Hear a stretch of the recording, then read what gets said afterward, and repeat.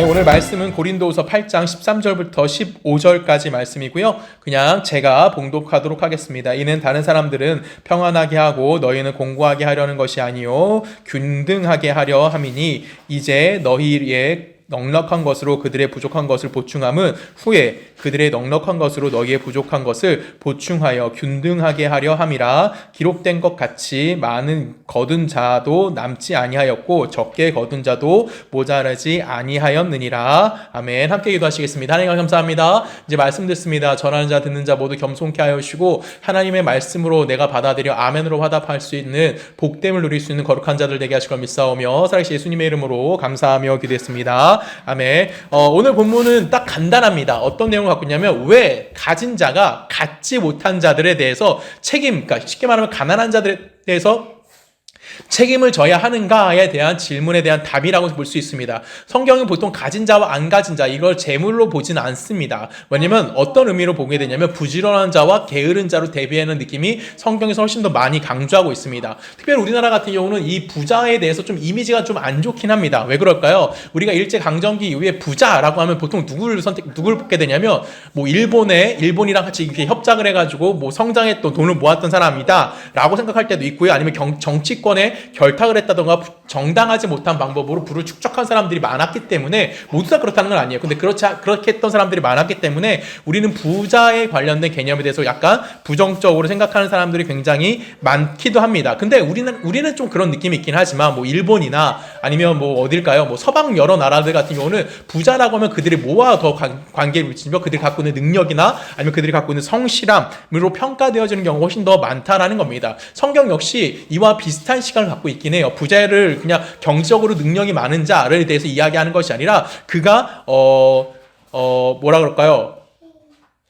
능력이 어느 정도 갖고 있는지, 그가 얼마나 성실한지에 관련된 내용을 다루고 있는 거지, 그가 돈을 단지 얼마나 많이 갖고 있다를 가지고 이야기하진 않는다라는 것입니다. 근데 우리가 여기서 또한 생각할 필요성이 있어. 가난한 자에 대해서 개념을 또 우리 생각할 수 있습니다. 보통 여러 가지 피치 못할 상황에 의해서 가난해진 사람도 있을 거예요. 그쵸? 저처럼 예를 들어서 저처럼 아파가지고 일을 못해서 가난해진 사람도 있긴 하겠지만 보통 가난해진 사람들의 특징들을 보면 우리는 그 사람들 게으름으로 볼 수 있습니다. 부자인 사람들은 보통 부지런한 사람으로 표현할 수 있고요. 그렇지 않고 내가 좀 가난하다고 보이는 사람들은 게으르다고 생각할 수 있고, 우리나라 좀 요즘 많이 유독 등장하고 있는 특징 중에 하나가 뭐냐, 히코모리 같은 사람들. 그 사람들이 뭐죠? 그냥 은둔 생활하면서 혼자의 삶을 살아가고 있는 사람들의 모습 가운데 그들이 가난한 모습도 보일 때도 있다라는 것이고요. 아니면 어떤 사람들이 뭐 반대로 어떤 사람도 있을까요? 그냥 잘 지내는 사람들도 있지만 일하기가 싫어서 가난함을 선택한 사람도 분명히 있을 겁니다. 그들 스스로가 가난함이 조건이 됐기 때문에 그들을 돕는다라고 했을 때 굉장히 좀 안타깝거나 아니면 조금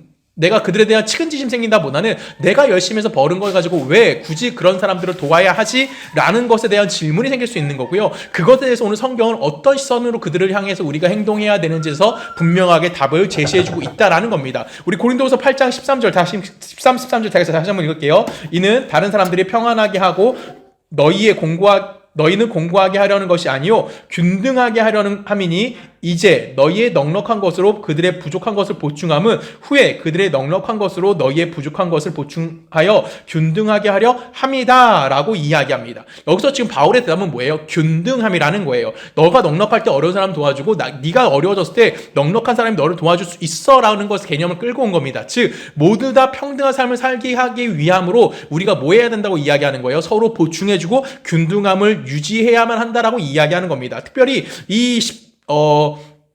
바울이 14절에 보면은 너희의 부족한 것으로 보충하고 균등하게 하려 함이다 라는 것은 바울이 어떤 말씀을 갖고 온 거냐면 출애굽기 16장에 나오는 만나 사건을 비유로 끌고 온 겁니다. 이 부분을 우리가 함께 읽어보기 원합니다.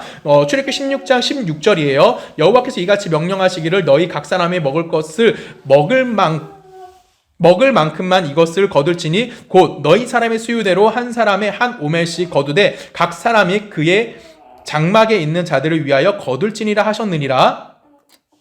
이스라엘 자손이 그같이 하였더니 그가 그 거둔 것이 많기도 하고 적기도 하나 오멜로 되어 본즉 많이 거둔 자도 남음이 없고 적게 거둔 자도 부족함이 없이 각 사람인 먹을 만큼만 거두었더라 라고 이야기합니다. 자, 여기서 중요한 단서가 하나 나와요. 지금 이스라엘이 출애굽을 하고 하나님이 그들에게 매일 아침마다 뭘 공급해 주시면 만나를 공급해 주십니다. 그리고 오늘 바울은 이 만나를 비유를 끌고 와서 만나를 비교함을 통해서 우리가 갖고 있는 재력을 어떻게 사용해야 되는지에 대한 설명을 하고 있는 거예요. 자, 이스라엘 백성들이 아침마다 나가서 만나를 걷어들이는데 모든 사람이 나가서 걷어들였다라고 표현되고 있습니까? 그렇지 않아요. 16절에 보면 뭐라고 돼 있어요? 너희 각 사람을 먹을 만큼 이것을 거두지니 곧 너희 사람의 수요대로 한 사람이 한 오멜씩 거두되 각 사람이 그의 장막에 있는 자들을 위하여 라고 표현됩니다. 그러면 뭐예요? 한 사람이 나가서 그 집안 사람을 위해서 거둬들이는 겁니다. 우리 집안 사람이 5명이라고 칩시다. 그러면 몇 오멜이 필요한 겁니까? 한 사람에 한 오멜이니까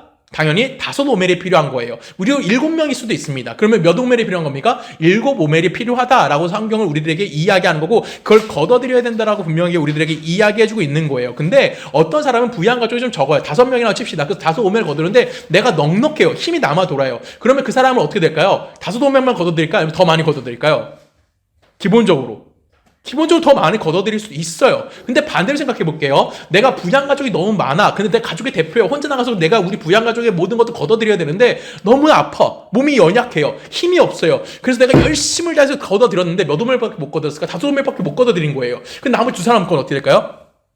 부족하게 되는 거예요. 근데 놀라운 은혜가 발생하죠. 어떻게 될까요? 18절 보면 뭐가 돼요? 오멜로 되어 본즉 많이 거둔 자도 남음이 없고 적게 거둔 자도 부족함이 없이 각 사람이 먹을 만큼 거두었더라 라고 표현합니다. 여기서 중요한 단어가 뭐냐면 많이 거둔 자도 뭐 한대요? 남은 게 없대요. 그 다음에 적게 거둔 자도 부족한 것이 없는데 각 사람이 뭐 한대요? 먹을 만큼 거두었다라는 거예요. 예를 들면 우리가 이걸 잘못 생각하면 어떻게 생각할 수 있냐면 그러면 그 5 오멜이 필요한 사람이 7 오멜을 만약에 거두었으면 나머지 2 오멜을 부족한 사람한테 나눠줬다? 라고 볼 수도 있어요. 근데 여기서 분명히 말하는 건 뭐예요? 각 사람이 먹을 만큼 거뒀다라는 거예요. 그럼 내가 5 오멜이 필요한 집이 5 오멜만 거둔 게 아니라 10 오멜을 거뒀다고 할지라도 뭐 하는 거예요? 그 집에는 5 오멜만큼만 남게 있다라는 겁니다. 그리고 내가 7 오멜을 해야 되는데 내가 열심히 해봤자 3 오멜밖에 못 거뒀어. 4개의 오멜이 부족하잖아요. 4 오멜이. 그럼 이 오멜을 어떻게 할까요? 그 오멜만큼 또 늘어났다라는 거예요. 이해 가십니까? 이건 누가 베푸는 은혜예요? 하나님이 그들에게 베푸시는 은혜라는 겁니다. 왜 그럴까? 이게 왜 가능한 걸까요? 만나 자체가 하나님이 허락하신 기적의 양식이기 때문에 그게 가능하다라는 겁니다. 그것은 각 사람이 먹을 맛도록 누가 그 일을 조정하는 거예요? 하나님이 그 일을 조정하시는 하나님의 간섭이 분명하게 우리들에게 보여주고 있다라는 겁니다. 근데 오늘 바울은 고린도 사람들 향해서 너희들이 예루살렘 성도를 위해 헌금하라고 하면서 14절의 말씀을 인용하고 있는 거예요. 14절 제가 다시 한번 읽을게요. 14절 말씀 이렇게 봅니다. 이제 너희의 넉넉한 것을 그들의 부족한 것을 보충함은 여기서 너희는 누구예요? 고린도 교회예요. 그 다음에 그들은 누구예요? 예루살렘 교회예요. 그들의 부족한 것 보충하는 이유가 뭐래요? 그들이 넉넉한 것으로 너희의 부족한 것을 보충하여 균등하게 하겠다. 쉽게 말하면 뭐라는 거예요? 네가 넉넉하기 때문에 가난한 예루살렘 교회 뭐 해줘? 도와줘. 반대로 나중에 니네가 어려워졌을 때 예루살렘 교회가 너희를 뭐 해줄 거야? 도와줄 수 있을 것이야 라고 이야기하고 있다라는 겁니다. 그래서 바울이 지금 그 만나의 이야기를 끌고 옴을 통해서 어떤 이야기를 하고 있는 거예요? 그가 지금 넉넉한 너희들이 뭐 해줘라? 가난한 자들을 위해서 협력해주고 도와주어야 한다라고 이야기하고 있다라는 겁니다. 이거는 좀 엄밀히 따지면 조금 놀라운 인용의 방법이라고 생각할 수 있습니다. 여러분 실제로 많이 거둔 사람은 욕심에 의해서 많이 거둬들였다라는 겁니다. 가난한 자도 많이 거둬들이고 싶었지만 가난한 사람 능력이 부족하기 때문에 뭐 하지 못한 겁니까? 음식을 만나에 먹을 양을 충분하게 확보하지 못했던 것이었어요. 많이 거두어도 남지 않는 거고요. 적게 거두어도 모질라지 않는다는 것은 하나님의 간섭하신 것인데 바울은 이 하나님의 간섭을 그냥 간섭으로만 두는 것이 아니라 뭐 하고 있어요? 간섭을 간섭대로 차치해 두고 뭐 하고 있습니까? 인간인 너희들이 너희의 여유로움을 너희의 넉넉함을 뭐 해줘야 돼? 어려운 자들을 향해서 뭐 해줘라? 나누어 주어야 한다라고 그 만나를 인용하고 있다라는 거예요. 그러면 어때요? 하나님의 원래 관점과 하나님이 원래 우리에게 이야기해주는 내용과 지금 바울이 이야기하는 내용의 그 인용하는 내용이 같습니까? 다릅니까? 다르죠. 그렇죠? 이건 바울이 오인용한 내용일까요? 이게 굉장히 이제 우리가 고민해 볼 필요성이 있어요. 근데 중요한 건 뭘까요? 성경이 이 나눔에 대해서, 이 부분에 대해서 어떤 시각을 가지고 있는지, 그리고 바울의 이 말이 그 성경의 시각과 과연 얼마나 일치하는지를 우리가 생각해 보면 될 수 있다라는 겁니다. 왜 그럴까요? 하나님이 우리를 뭘로 부르셨어요? 우리를 당신의 백성으로 지명하여 부르셨고요. 내 백성이 된 이후부터는 너희는 뭐 하는 겁니까? 그 하나님의 시각을 가지고 우리는 뭐 하는 거예요? 삶을 살아가고 있기 때문에 바울이 지금 이렇게 이야기한 시각이 무엇인지 우리가 고민해 보면 된다라는 겁니다. 많이 가지고 있는 사람들이 불쌍한 사람들을 도우라고 이야기하는 것은 각자의 부족한 것을 채우시는 누굴 기억하라는 거예요. 하나님을 기억하라는 거고, 그 부족한 것을 누가 채우시는 겁니까? 하나님이 채우실 때 우리가 뭐가 되는 거예요? 내가 부유한 자가 될 수 있는 겁니다. 여기서 부유하다라는 표현은 단순히 물질적으로 여유뿐만 아니라 내가 지식이나 건강이나 이런 모든 것들이 신앙적인 시각에서 볼 때 하나님의 구제와 하나님의 궁휼하심에 내가 뭐 하는 자가 되는 거예요? 동참하는 자가 되어질 수 있게 되어진다라는 겁니다. 이것을 누가 바라본 거예요? 바울이 그걸 바라봤다라는 겁니다. 우리가 헌금 얘기하면서 가장 많이 하는 이야기는 뭐죠? 헌금은 누구나 할 수 있다? 하나님의 일에 동참하고자 하는 마음이 있는 사람이 그 일을 진행할 수 있다라고 이야기하는 거고, 바울은 그 시각을 끌고 와서 뭐 하는 겁니까? 바울의 이해는 뭐였어요? 우리가 누군가를 돕는다는 것은 내 걸 가지고 그 사람을 돕는 것이 아니라 하나님이 나에게 넘치도록 주셨으니까 누구 거예요, 그거는?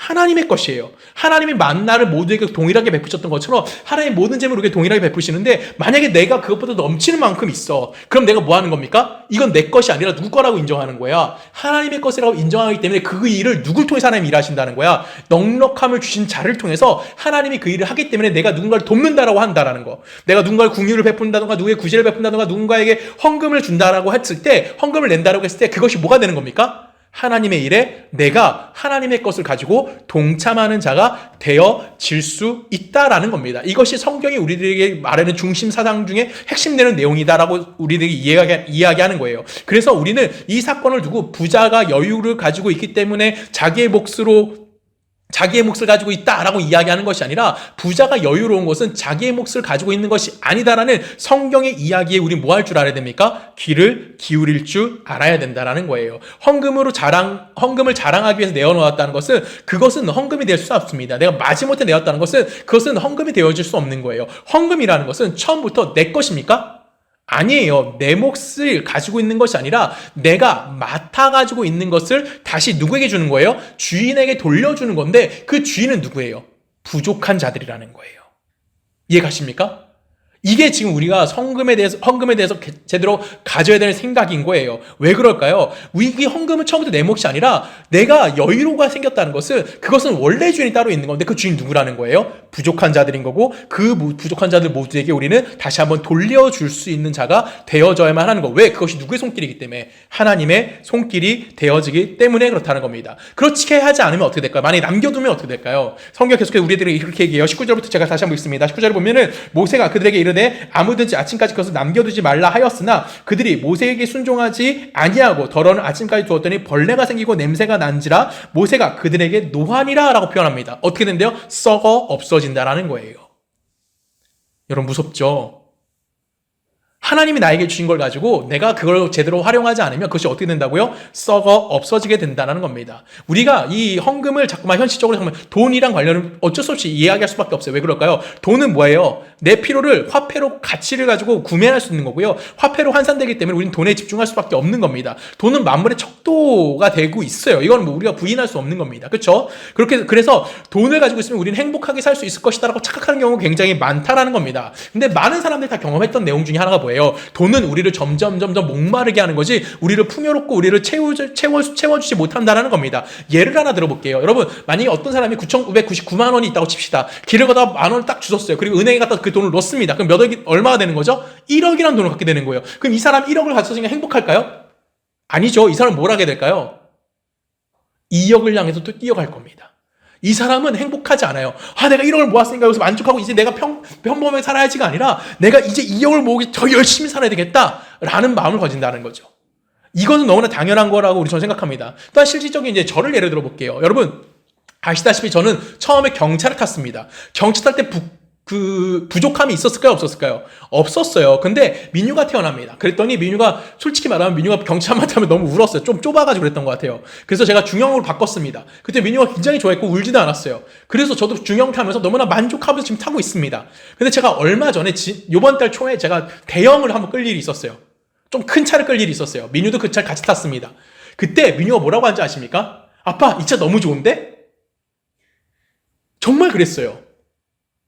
어린아이조차도 큰 차가 좋은 거예요. 저는 뭐가 더 좋을까요? 당연히. 나도 BMW 타고 싶어요. 나도 벤츠 타고 싶어요.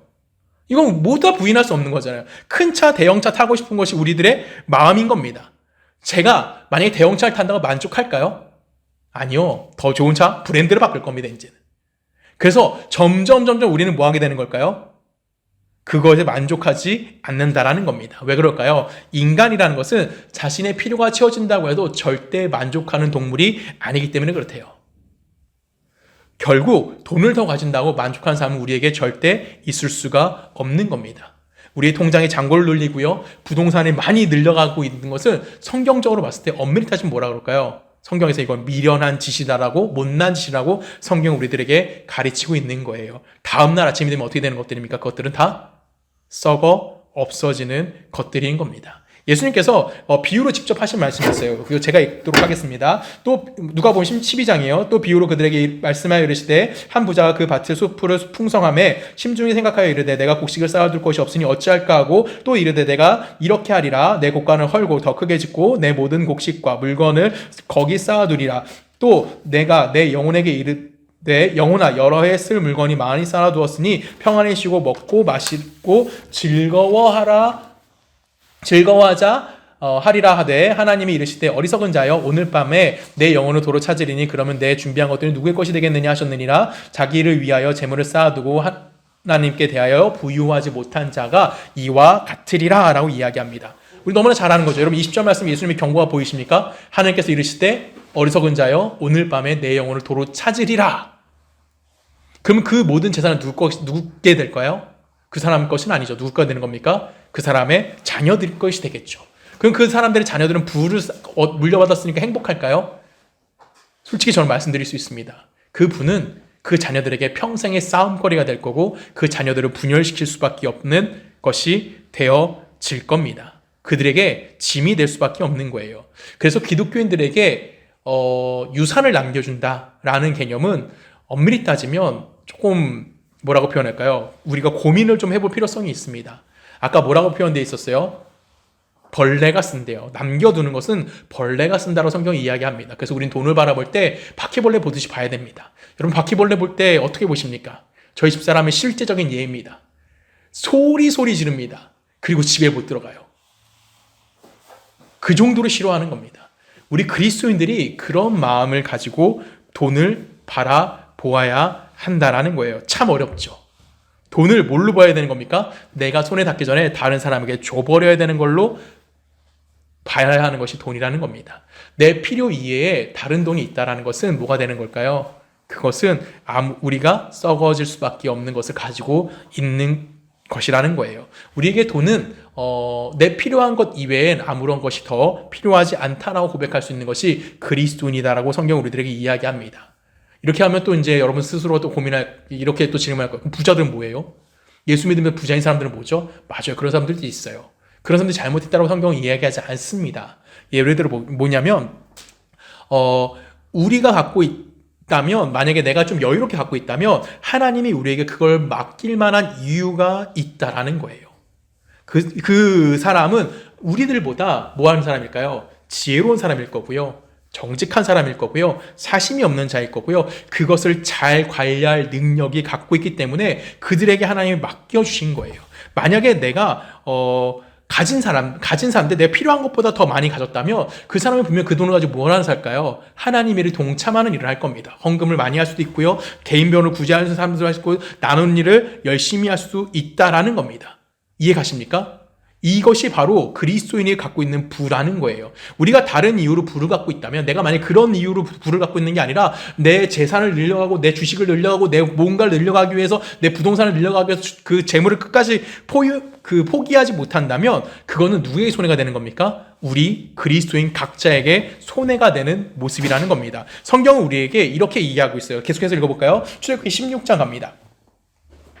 이스라엘 자손이 온 회중에 엘림에서 떠나 엘림과 시내 사이에 있는 신광야에 이르러 예굽에서 나온 후 2달째 15일이라 이스라엘 자손 온 회중이 그 광야에서 모세와 아론을 원망하여 이스라엘 자손이 그들에게 이르되 우리가 애굽 땅에서 고기 가마 곁에 앉아 있던 때와 떡을 배불리 먹던 때에 여호와의 손이 죽었더라면 좋았을 것을 너희가 이 광야로 우리를 인도하여 내어 이 온 회중을 죽여 죽게 하는도다. 그때 여호와께서 모세에게 이르시되 보라 내가 너희를 위하여 하늘에서 양식을 비같이 내리니 백성이 나가서 일용할 것을 날마다 거둘 것이라. 이같이 하여 그들이 내 율법을 준행하나 아니하나 내가 시험하리라 라고 이야기합니다. 지금 만나를 줄 때 하나님께서 뭘 주셨습니까? 만나를 그들에게 주셨을 때 일용할 양식은 누가 책임지겠다? 내가 책임지겠다라는 것을 하나님께서 선포하시는 거예요. 너희들 그러면 신앙생활 잘할 수 있겠어? 배부르게 먹으면 너희들 신앙생활 잘할 수 있어? 라고 질문하는 겁니다. 그러면 그 다음에 하나님 질문은 뭘까요?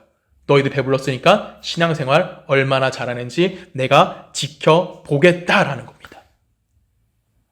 무섭죠, 여러분?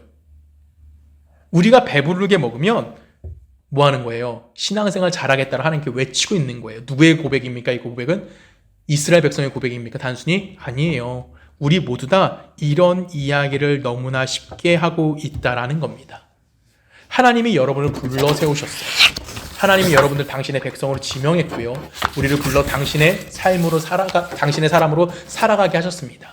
그런 하나님이 우리를 굶겨 죽이시겠습니까? 내가 너 선택했는데 굶어 죽어. 하나님 이렇게 어떤 분은 그렇게 굶어 죽은 분도 계실 거예요. 뭐 선교사님이나 아니면 그 뭐 1세기 때 로마의 핍박에 의해서 그런 분도 있긴 하겠지만 그 사람도 일반적인 사람이 아니잖아요. 일반적으로 보자라는 거죠. 그런데 우리가 배가 고파서 신앙생활을 못한다고 하면 하나님께서 뭐 하게 해주시겠다고요? 그래, 내가 너 배부르게 해줄게. 그래, 내가 너 여유롭게 해줄게. 근데 내가 볼 거야. 너 신앙생활 얼마나 잘하는지. 그 질문의 대답을 하나님께서 마지막에 하신 게 신명기로 갑니다. 신명기 8장에 보면 이렇게 표현해요.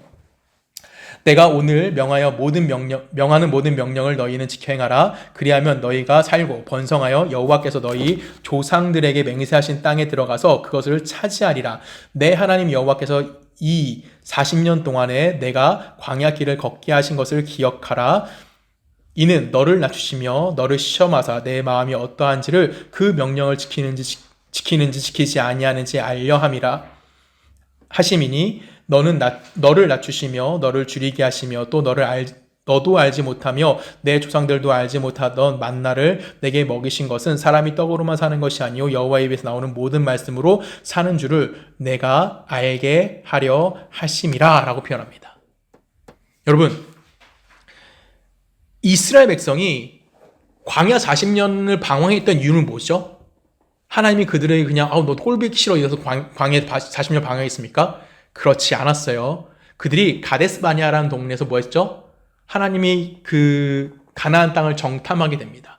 12명의 정탐꾼들이 와서 우린 그들에게 뭐라고 했죠? 메뚜기 지나지 않아요. 그들은 너무나 크고 우린 그들에게 질 수밖에 없어요. 라고 고백하니까 하나님이 뭐 하시는 거예요? 그들에게 내린 벌이 뭐였어요? 광야 40년이었습니다. 즉 하나님의 명령에 그들이 불순종한 결과로 그들에게 내려진 하나님의 벌이라는 거예요. 그리고 40년 동안 하나님은 그들 광야 생활을 시작하게 됩니다. 그리고 이 40년 동안 만나는 매일같이 그들에게 공급되어졌어요. 여러분, 이스라엘 백성이 광야 40년 동안 그 40년의 자체가 그들의 불신앙으로 인하여 자초된 일임에도 불구하고 40년의 신앙생활 동안 그 40년의 광야 생활 동안 그들은 뱀에 물려 죽기도 하고요. 그들은 또한 지진이 나서 죽기도 합니다. 왜 뱀에 물렸어요? 아론을 시험했거든요. 왜 지진이 났죠? 모세를 시험했거든요. 그들은 죄의 연속이었어요. 그 어느 한순간도 하나님의 말씀에 순종한 적이 없다고요.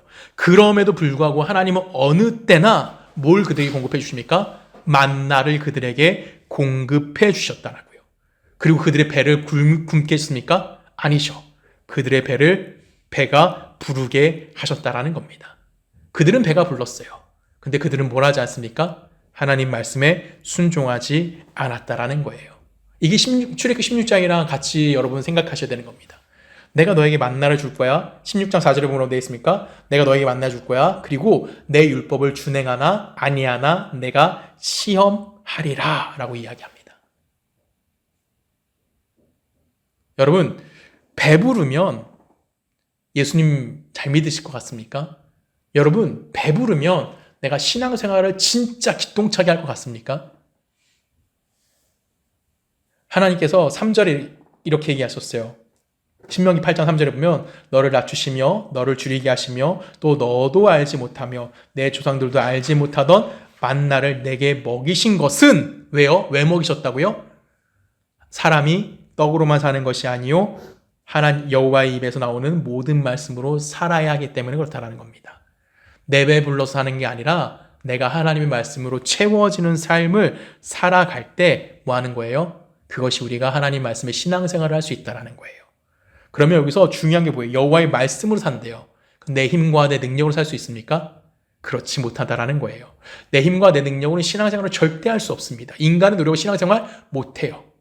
배부르면 배부르다고 신앙생활 안 하고요. 배가 고프면 배고프다고 신앙생활 안 하는 게 인간인 겁니다. 내 형편과 내 처지와 내 능력으로 신앙생활을 할 수 없어요. 여호와의 말씀, 즉 누구에게 붙들린 자가 되어야 되는 거예요? 여호와에게 붙들린 자가 되어야 하는 거고요. 붙들려 매인 자가 되어야만 우리가 뭐 할 수 있는 겁니까? 신앙생활을 할 수 있는 겁니다. 이건 단순히 이스라엘 백성에 국한된 문제가 아니죠.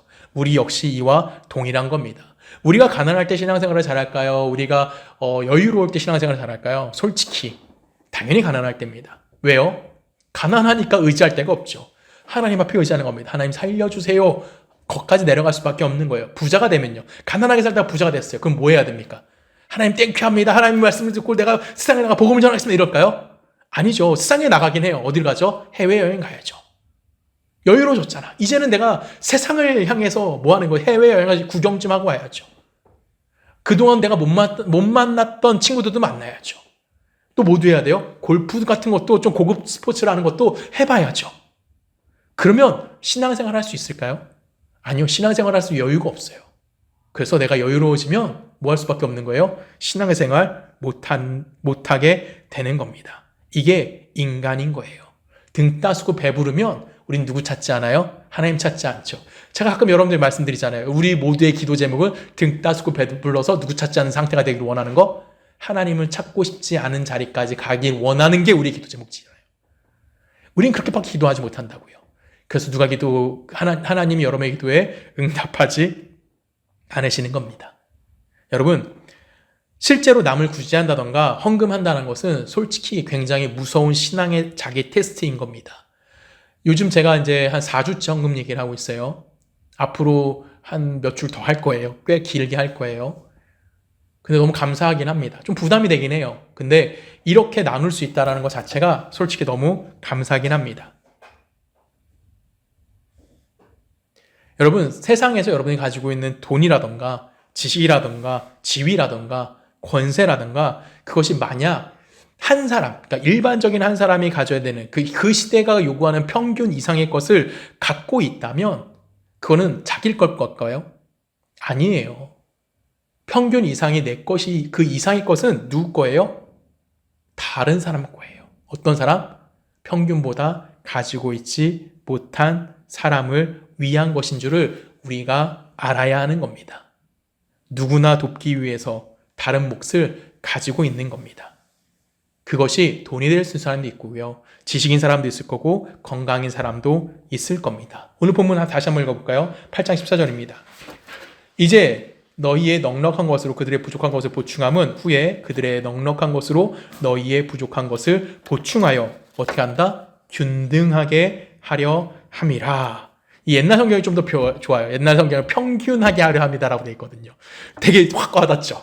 근데 지금 성경은 좀 균등으로 바뀌었어요. 아무튼 너희의 넉넉한 것으로 부족한 사람을 보충한다는 것에 대해 우리 고민해 볼게요. 지금 우리가 지금 좀 만나 얘기를 계속 했잖아요. 이 만나를 예를 들어서 그렇게 얘기하는 걸까요? 너희도 좀 부자니까, 너희 여유로우니까 그걸 가지고 좀 어려운 사람 좀 도와줘라고 이야기하는 걸까요? 아니에요. 그런 얘기하는 게 아니라고요. 남는 것은 내 것이 아니에요. 남는 것은 내 것이라는 겁니다. 이해 가시죠? 내 게 아니라 너 것이에요. 내 것이에요. 그래서 우리는 그걸 뭐 하는 거예요? 돌려주는 것 뿐인 겁니다. 그게 구제인 거고요. 그게 헌금인 거예요. 만나 사건에서 건강한 사람은 나가서 많이 거두어드렸고요. 힘이 없는 사람은 나가서 부족한 만큼 거둬들였어요. 근데 그것이 뭐하지 않았다고요? 남지 않았고요. 그것이 부족하지 않았다라는 겁니다. 만약에 내가 힘이 남아서 많이 거둬들였으니까 다 내 거야! 라고 쌓아뒀다면 매우 미련한 사람의 소치에 지나지 않게 되는 거예요. 왜냐하면 거둔 만나를 내가 직접 생산한 것이 아니잖아요. 누가 주신 겁니까? 하나님의 은혜로 거둬들인 것에 불과하다는 겁니다. 많이 거둬들인 사람은 무엇을 위해서 많이 거둬들인 겁니까? 자기 몫을 다 할 수 없는 사람을 위해서 하나님이 그들을 더 거둬들일 수 있게 하셨다라는 겁니다. 더 거둬들인 것을 더 거둬들일 때가 내 것이 아니라 그걸 가지고 뭐 하라는 겁니까? 더 거둬들이지 못한 자들을 돌봐주고 그들에게 나누어 주게 하기 위해서 하나님이 여러분이 뭐 허락하신 거예요? 건강을 허락하셨고요. 하나님이 여러분에게 지혜를 허락하셨고 성실함을 허락해 주신 겁니다. 지금 만약에 우리 교회에서 그런 역할을 갖고 있는 사람이 있다면 그 자리가 가장 복된 자리라는 것을 여러분 잊지 않으셨으면 좋겠습니다. 내가 번 것으로 왜 남을 도와줘? 이것이 아닙니다. 내 몫을 챙기지 못한 자들까지도 돌보시는 누구를 기억하라는 거예요? 하나님을 기억하라는 겁니다. 하나님의 긍휼하심과 하나님의 자비하심과 하나님의 기적의 손길이 나에게 능력으로 허락하셔서 나를 써주시는 것입니다. 그 쓰임 받는 자리에 하나님이 혼자 하실 수도 있지만 뭐 하는 거예요? 우리와 그 일을 함께 하시겠다는 겁니다.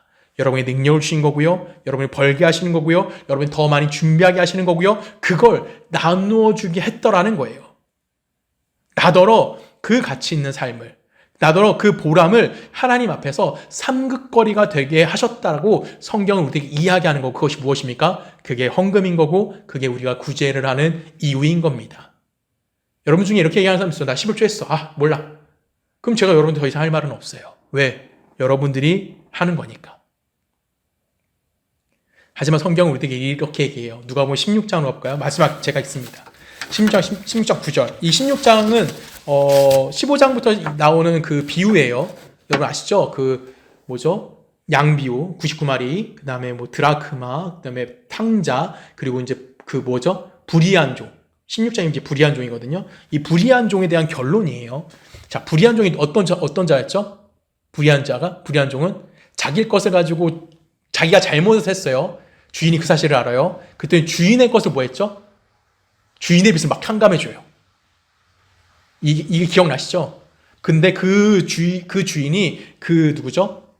그 불의한 종을 향해서 했던 말, 마지막 얘기입니다. 내가 너에게 말하노니 불의한 재물로 친구를 사귀어라. 그리하면 그 재물이 없어질 때에 그들이 너희를 영접할 처소로 영접하리라 라고 얘기합니다. 여기서 불의한 재물이 뭘까요?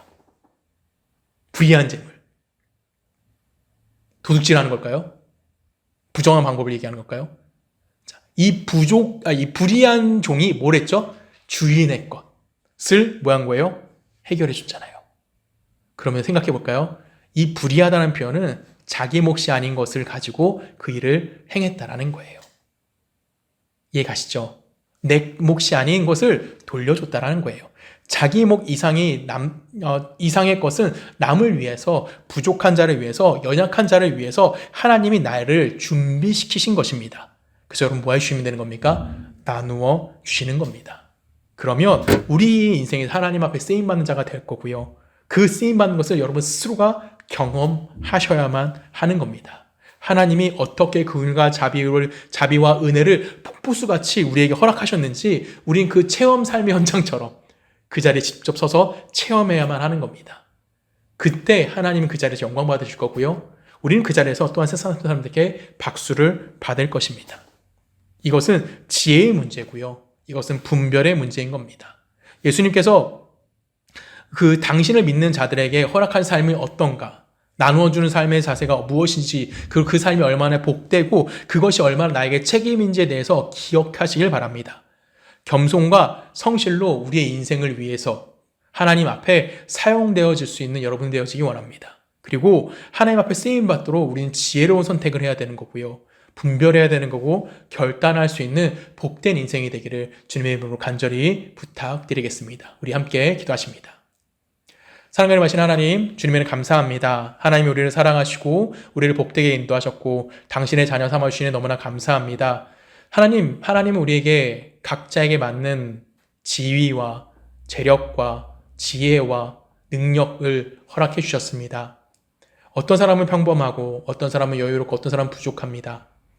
하지만 우리에게 그 주신 것을 가지고 내 것으로 만족하는 것이 아니라 하나님 그것을 나보다 못한 자들, 어려운 자들을 향해 나누어 주어 오늘 바울의 말처럼 균등함을 이루어낼 수 있는 복된 성도가 되어줄 수 있도록 우리와 함께하여 주시옵소서. 이제는 우리 주 예수 그리스도의 은혜와 성부 하나님의 사랑과 성령님의 내주심이 하나님의 백성으로서 나 스스로를 위해 만족하는 것이 아니라 내가 누군가를 섬기고 누군가에게 나눠주고 누군가를 구제하는 일에 하나님의 일에 동참하기를 소원하는 우리 서초동력에 본 성도님들의 삶과 그들의 가정과 그들의 직장과 그들이 살고 있는 모든 나라 가운데 지금부터 영원히 함께 하시기를 간절히 축원하옵나이다.